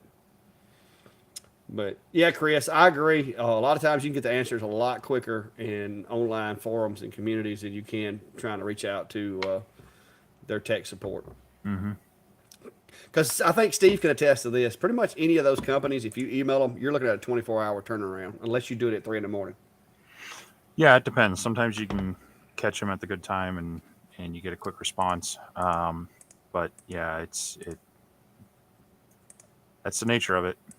So And like I said, there's a lot of good support groups out there. Just try to be as descriptive as you can when you're reaching out. It makes it so much easier than to have to go back and forth and try to ask, you know, clarifying questions on what the issue is. So Yeah. Well, Brian, maybe you'll get it working. I thought I was having a problem with my V35 until I realized it was my assembly. I messed up. You know how it is. You get so used to ripping these things apart, putting them back together. I mean, I have literally had my P20 apart and back together like 4 times, changing stuff out. And so when I threw this V35 together, it's the same machine, and I flew through it and overlooked that one little step, and it bit me.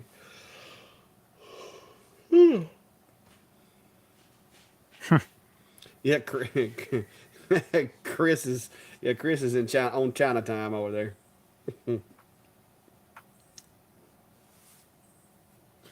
All right, guys. Questions, comments, concerns. You know, mess with Steve, whatever.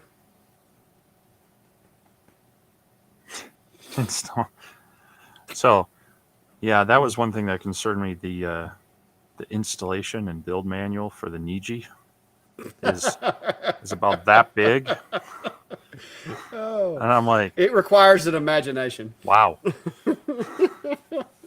And Yeah, they've the got Niji, pictures and text on there, and I'm like, does it come with a magnifying glass?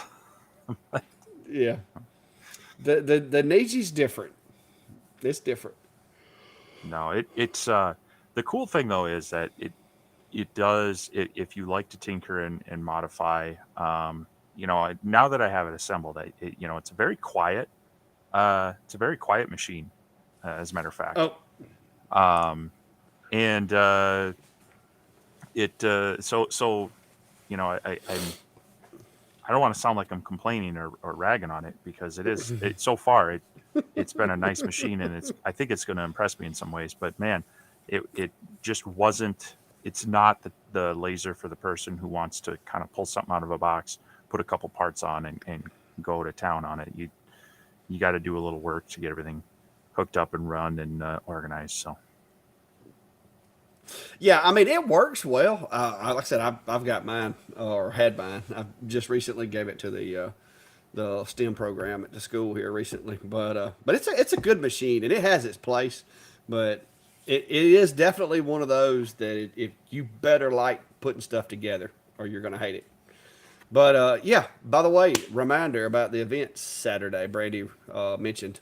Uh, we do have next week.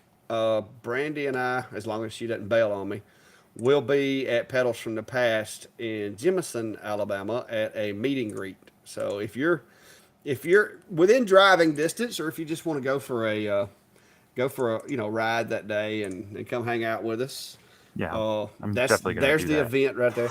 Yeah, Steve. If you left now, I don't know that you can make it. But now there's some people that's in Alabama and people that are around this way that might want to come, because the kicker is I will be doing a drawing the day of the event.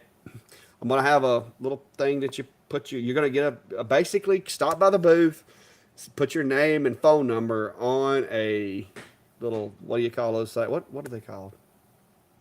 I don't know. Anyway, Business card.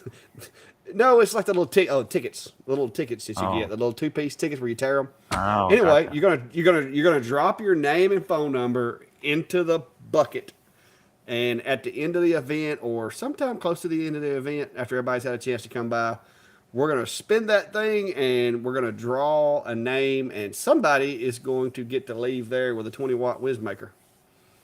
So Nice. yeah, it's a slightly used whiz maker, but it still works really good. I'm gonna clean it before the event, so it'll be nice and clean for them. But yeah, I had been keeping it because it was kind of cross compatible with the P20, but now that I went to the V35, yeah, you can get a free ink pen. I got like 20 pounds of ink pens I'll be bringing, and some other stuff too. But just little junk that I've made and stuff. I've had a couple people request that I bring my little sleighs so they can come look at them. But yeah, so if you're in the area, check that link out. You go, comment, whatever, drive down, because Oh, y'all. I can't show you guys that. Steve just sent me a private message, and no. Oh, Anyway, same. I didn't name the machine, Steve. I did not name it. Let's just leave it at that. But yeah, we'll be sitting out under a tent probably because it's gonna probably still be hot. I will have a fan, so you can come hang out. I'll have some extra chairs if anybody wants to come hang out for a little while. You can sit down and talk to us and talk shop, whatever. Meet some other folks. I think it'll be a fun time. But this is going to be my very first meet and greet. So somebody, please, at least one person, please stop by and say, "Hey." I'm going to feel really bad if nobody shows up. So it's gonna be like me and Brady just sitting there. We can do that on the porch, you know. But yeah, Yep. yeah, Brian, you and Steve right in the same way. Well, forget me not. I actually have two trees machines, but luckily I haven't needed their product support. Yeah, May May will be there. Cog Hill's going to be there. Chestnut Hill. There's a whole slew of creators from my area going to be there. So y'all might want to drive by and check it out if you're close by. Hey, a couple of y'all got no excuse because I know there's two people in here that know where Ottawa County is or Billingsley. So y'all ain't got no excuse. Y'all like 30 minutes away. Well, Rob, it'll be about 2 years before the Texas tour gets kicked off. We're gonna do a we're gonna do some traveling here in about 2 years when I retire. My wife has promised me I can buy a camper, and I'm gonna go see Steve. I'm gonna take her somewhere. I'm gonna take Brandy somewhere. I don't know where yet, but Christmas. She's never had it actually snow at Christmas, so we're gonna make the family mad one Christmas and go somewhere where it snows. Steve's like, it snows all year in my house. Hey, there are some years that I wonder if we're going to have a white Christmas. But, Yeah. yeah. Oh, there we go, right there. See, I called this already. So, Steve, what do you think? What are you getting on me about? What do you think on this question? I called it like 6 months ago. I said we'd have 40 watts by the end of the year.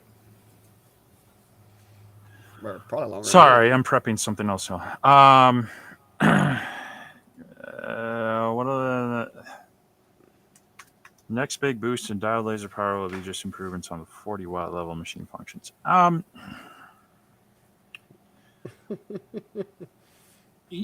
don't know. I'd love to see them actually figure out a way to improve the actual power output of a single diode, because I think that would, mixed together with some of the technologies they're using to combine them, would add to it. But it's hard to say, because they've just been stacking these diodes, and the more they do that, the more heat it generates, and you're seeing these modules get bigger. So are we going to see bigger ones from that? At some point it's going to get to be a ridiculously sized module. So I don't know. I think I'd like to see that the actual output of the individual modules increase at some point here. You're sure giggling over there. That's because you missed it. Oh, okay. We're gonna park our RV in your lawn. It's gonna be like what was that show? Griswold's Christmas or whatever. National Lampoon's Christmas Vacation. Yeah. Yeah. Um, Yeah. Oh. Well, Chris, if I ever do make it to Australia, I'll definitely have to meet up with you and have some like coffee or go shoot some kangaroos or something. He said they're like deer. So I mean, I'm assuming you get to shoot them. All right. Well, I'll tell you what I would like to see. I can't wait for somebody other than, I mean, I know Niji does it, but I want to see some of these big names like Acer and Xtool and all these guys to fix an actual focal length adjustable machine, or either stretch one out to where you ain't got to be barely missing the material to cut it. yeah. That's what I want to see. I think that should be the next thing that they concentrate on. is not necessarily the power, but maintaining focus for greater distances. Because you wouldn't think that would be too hard. I mean, they'd have to have like what? I mean, a culminating laser or a culminating lens, and then a focus lens behind it, maybe like two focus lenses. It would make it taller, but I don't know that it would make it that much bigger. Just being able to maybe swap out focal lenses, knowing that you might have a slightly wider beam versus a fine focus point would be a nice. They get that with the CO2s. You can swap out your focus lens, and that's really nice. But yeah. So speaking of meet and greets, mine isn't this next Saturday, but there is the Woodworkers Expo in Minnesota. It's in the Twin Cities area at Canterbury Park, coming up on Saturday, October 14th. And right there in kind of the upper right, you'll notice a nice little Vintares Workshop logo. They have asked me to come and do some laser demonstrations. So I'll be seeing what I can do up there. I still got to work that out with them. I'm trying to see if I can get some modest smoke extractors to cut down on it and such. But that's I'll be up there, and as you can see on there, there's a lot of other cool manufacturers and suppliers. Rockler, Woodcraft. You got Sawstop, Festool, DeWalt, Milwaukee. A lot of places that are going to be up there, and a lot of demos, door prizes. There's a tool swap outside and such. So this will be my first kind of meet and greet with laser demos as well. So stop by, say hi if you're in the area mid-October, and we'll have some fun. Yeah, Steve, I don't think I'm gonna be able to make it. Not even with DeWalt there. I think that would drag you up there. I mean, I saw that and I was thinking to myself, he's gonna get up there and like get hooked up with DeWalt, and then that's gonna be terrible. But yeah, no, I think I'm gonna have to wait till I retire before I can make those trips. But yeah, Rob, there is as far as the diodes, I don't know whether they participate as much. I've never been to one. I do plan on starting to go, but they usually have like a big conference out in, was it Vegas? Was the last LaserCon or whatever? But I've never been to one. But in the next couple of years, I would love to be able to save my pennies and go out there and see what's going on at those places. So there is some of those tend to be larger. A lot of the bigger manufacturers and such. But let me see if I can get this up here as well. Um, Lightburn is having their um, Lightburn experience end of October, East Peoria, Illinois. And they do have a number of speakers set up to talk about from everywhere from beginner to advanced. And I believe for the people who, I'm trying to see if I know I've seen an itinerary somewhere. Um, Part of it is they are going to be talking about, hey, maybe it's here. They are going to be talking about CNC operations. So lasers to CNC, lasers and beyond, by a guy from Lightburn. So I would imagine the people who've been waiting for Lightburn's CNC functionality, they're going to be seeing more of it here. And I have heard other manufacturers like SculptFun and others I don't know that they themselves are coming, but they are sending a representative. And so that might just be one of their advanced users that are here in the US. If you're in kind of the Midwest area, you can go to this. I believe you got to register by like the 15th of September. So it's coming up quick. It's $125 and you get a free t-shirt as well as a year extension of your Lightburn license. So that'd be That's another not thing. bad. There's a lot of, look here, Gun Mod Laws by Mark Schilling, Diode Basics, Six Figures with Lightburn. There's a lot of, they kind of have intermediate, beginner, and beyond stuff. So they're bumping it out into 3 tracks. It looks interesting. I'm still kind of tossing up if I want to go or not. because it does look like it'd be very interesting. I was fixing to say if it was in Georgia or Mississippi, I might. Illinois is a little long ways for me to go. Well, it's closer than I could Minnesota see. by a few hours. Yeah. I could see me making it to somewhere south of the Mason Dixon, but I just don't know that I can make it all the way to Illinois. Well, you're going to have to if you want to come up this way. Well, I will eventually in a couple of years, but I gotta get my camper, man. I can't afford a motel room for that long of a trip. I gotta have a camper where I can just like crash in a Walmart or something. Well, they're cracking down on that too, so good luck. You have to find yourself a Cracker Barrel.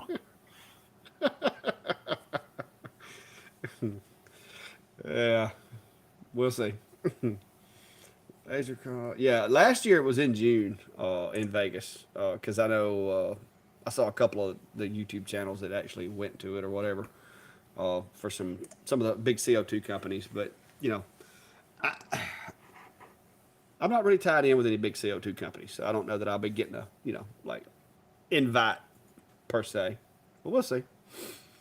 Never know. Brandy doesn't care why we go. If I want to go to Vegas, Brandy would love that as long as I take her with me. She doesn't care about the laser stuff, but I'm sure she would go. I don't know. Depends on the time of year. Vegas gets really hot. It's dry out there. Last time we went, it was hot. It was like it was 105 today, but it was so dry it felt good. That's I can deal with that. This is just a dry hot. 80% humidity at 105 here will kill you.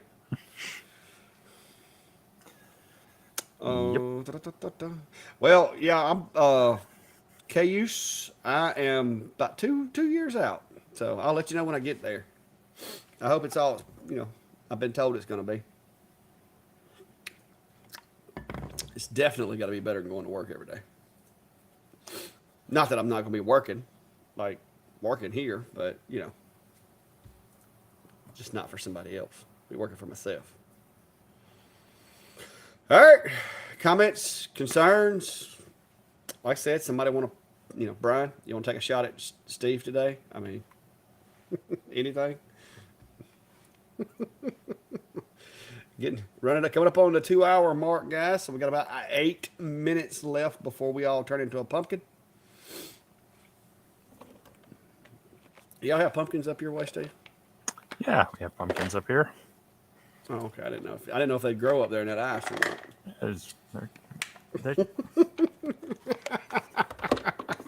not. Record heat this weekend, so yes, it gets warm up here and we grow things. Yeah. We're like the nation's turkey supplier too. I could see that. What's that supposed to mean? Some, wild turkeys up your way. No, I mean like farm turkeys, like, Thanksgiving. Yeah.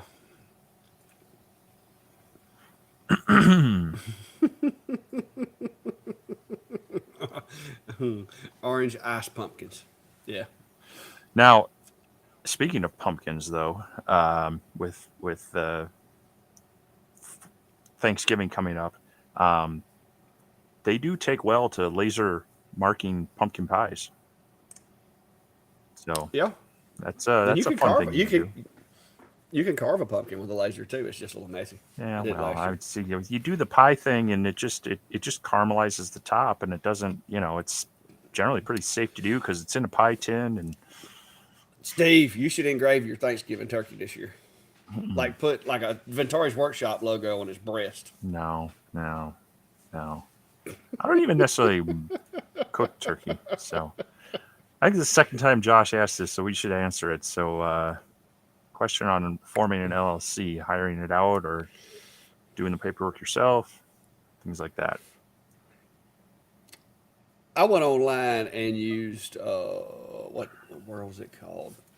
It was easy. I just went online and used LegalZoom. That's it. That's a popular one. Because I didn't want to have to do it. Now, it does cost you more to do it that way because they charge you a fee, of course. It's cheaper if you feel comfortable in the legal jargon to do it yourself. or if you have an attorney friend, a lot of attorneys will do it. Like local attorneys will do it for you and not charge you a whole lot. But I just kind of, it was one of those things that came up. I looked at how much it costs, and the whole legal fees and startup costs, basically, you could claim that on your taxes at the end of the year anyway. So I was like, I'm not going to, I would rather do it this way and have it done within 2 or 3 days as opposed to having to go through a local attorney and it take weeks, spend the same amount of money. So I just went ahead and did the Legal Zoom to get everything set up. And of course, set it up to where basically me and Brandy are the only two. Like it's a dual, I guess you could say, ownership. But that's one of the first things you need to do. That get your EIN number so that you don't have to use your social when you're setting up accounts with people, because you don't really want to go handing out your social. Because I know like a lot of the affiliate stuff that we do, you have to have either a EIN or a social security number. And today's age and time, it's easier, it's better to me to hand out that EIN than it is to send my social to somebody that I don't know. That would be the two biggest, most important steps I think you need to take. What's your take on that, Steve? You've been there too. Yeah, so this is a little bit. It's going to depend on the state you're in, and at least within the U.S. and what they offer for how to set up. So some states have a really, really easy online portal, and they make it fairly simple. But I would like you said, either find a good online service that's reputable that can walk you through it. Talk with an attorney or an accountant. Either one can kind of help guide you, because if you're looking at LLC, you might want to talk to an accountant anyway, because there's likely going to be some financial and tax surprises that you haven't thought about, and they might have some good recommendations for tools or who to talk to as well. But yeah, it's like you mentioned, it's definitely easy to do. Like Brian mentioned, Minnesota has a pretty easy online portal for starting a small business and setting up an LLC. But other states, it's kind of like here's the form in triplicate, go fill it out and have it notarized over here and do these other things. It's going to depend on your state and how they accept it and such. So, but yeah, definitely worth it for a variety of reasons. But you kind of got to. It depends. I mean, if you're kind of in it and it's a hobby and you occasionally might do a craft show, maybe it's not for you. You have low liability, low income. Your books are literally a notepad from what you sold at the event. But once you start doing things more regularly, and like you mentioned, interacting with either businesses where you might be purchasing or invoicing with them, or that they're paying you for certain things, it makes it a lot easier. So. Yeah, that's what drove me over, was because when I was just doing, the Facebook Marketplace thing, to where I would make little things and put them on Marketplace and sell them, $30 here, $50 there, $100 here. I just kept it up with it on a spreadsheet.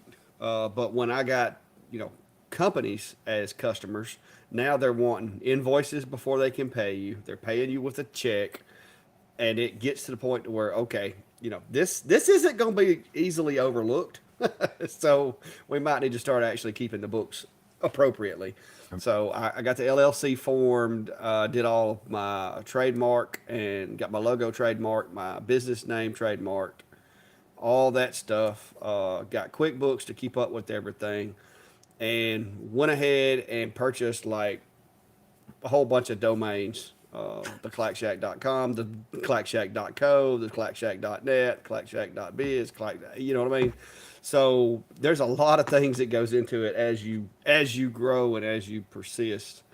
And because, it's just, you don't think about these things until you start doing it. And then it's like, wait a minute, this is something else that I see I need to do. But QuickBooks, and that's a lifesaver. If you're going to do what we do, especially with Etsy, because you can actually tie Etsy into QuickBooks, and that keeps you from having to take those transactions and put them in manually. You can just tie your Etsy account to your QuickBooks, and boom, everything goes together. So, but yeah. Mm-hmm. Yeah, Jim, as far as like insurance, I mean, I don't really, like I said, I have liability coverages that I have for other reasons that covers me as a sole proprietor. But I bought it because I do security details and stuff. So I don't necessarily I don't necessarily do a whole lot for the business, but I do have a policy that I got that I keep through the for doing basically off duty employment stuff in case I get liable for something. But I try not to like this is not a public space, so people don't come in here. That's the biggest liability that I might have. But seeing that this is my home and this is my house, it's generally not a whole lot of people coming through here. Yeah, but definitely, if you get to that point and you've registered a business with your state, and you're working out of your home, have that conversation with your insurance agent, because if you do have a problem, a fire or so in your shop, and Oh, then they start digging into yeah. it and going, well, you're running a business out of this, we're not going to cover, I mean, I've seen it go both ways where they're like, all right, well, that's going to change things a little bit, but we'll still be able to do this. But others are like, oh, business, they that's one of the ways they try to wash their hands of it. So, I don't try to fly under the radar. Make sure you're covered. Talk with your agent, and maybe it's the case where you're gonna have to split that out, and you have to go with another agent for your business stuff versus your home stuff. But um, I I wouldn't risk it. I've seen some Yeah. people kind of get in a bind because they had a structure fire or something, and um, the agent's like, oh well, sorry, we can only cover the stuff that was non-business related. So Oh yeah, I am underinsured out here for sure. I mean, we've got it bumped up because but they'll only let you go so far with it. So I'm underinsured, but as far as like fire and stuff like that goes, but that's just a lot of the stuff is just a question of you know do you want to spend that money every month, or if something happens, just bite the bullet. So yeah, interestingly because enough, last time I talked with my agent, uh, all my all my stuff was insured, but my structure was underinsured. So yeah, because well, I've got a today's replacement rates are a lot higher than when I built it. yeah, well, I've got tractor, lawnmower, or ATV, all that. So I mean that pretty much gobbles up whatever contents you have. Mm. But anyway, guys, I guess that's gonna wrap it up. Unless y'all have questions, comments, or concerns there. Well, that kind of just tie Uh, in the last little bit. Jim was asking about doing his first show, best way to yeah, take money. And yeah, for me, of course, I'll accept cash. If you don't have it set up, Venmo and or PayPal or both are fairly easy to set up, and a lot of people use it. It can make the difference between a sale or not. And then when you do that, um, you can, if you have PayPal and you want to flip your account into a business account, it's very easy to accept credit cards. Otherwise, you can get a Square reader as well. Generally, it doesn't take much to get those set up. I think maybe $30-$40 for the reader and such, and then just an app on your smartphone. But definitely having um, the option to take cards can make the difference between making some extra sales and not. So yeah, I have Square, and I think it was like $45 for the reader, and I also have the point of sale through QuickBooks, which is handy because there again everything automatically goes into QuickBooks, and they direct deposit the money into your account. There is a fee, but you know, it makes it to where I can take tap, swipe, chip, whatever kind of cards. I can take PayPal, whatever to that pay account. So that's included with my QuickBooks. So, yep. but anyway, all right, guys, thanks for coming. Thanks for stopping by. Appreciate you. If you hadn't already, hit that subscribe button on both sides of the house, mine and Steve. Uh, and also go check our Facebook pages out. We're trying to grow those and get the word out on Facebook. So if you haven't already, like I said, Ventari's Workshop and the Clack Shack, both Facebook and YouTube, and just hit that thumbs up or like or whatever they're calling it now. Yeah, no, appreciate all the interactions across the various social mediums and such. And it's been a fun weekend. A lot of us have tomorrow off, so hopefully you guys can get out and do something in your workshop if it's tolerable up here. The weather is hopefully going to cool off, but that's going to be Tuesday. But I'm going to be trying to be out in my workshop tomorrow, do some more stuff. Hey, fall is here, nicer weather, lots of shows. So we'll all be hiding, at least up here in our winter. So I'm going to try to enjoy the next 6 to 8 weeks while I can. Well, it's just now starting to cool off. We've been having nights in the 70s, which has been nice. So I'm going to find out pretty soon if the heat works out here. So, time for bed, guys. I'm getting old. Y'all be good. Stay safe.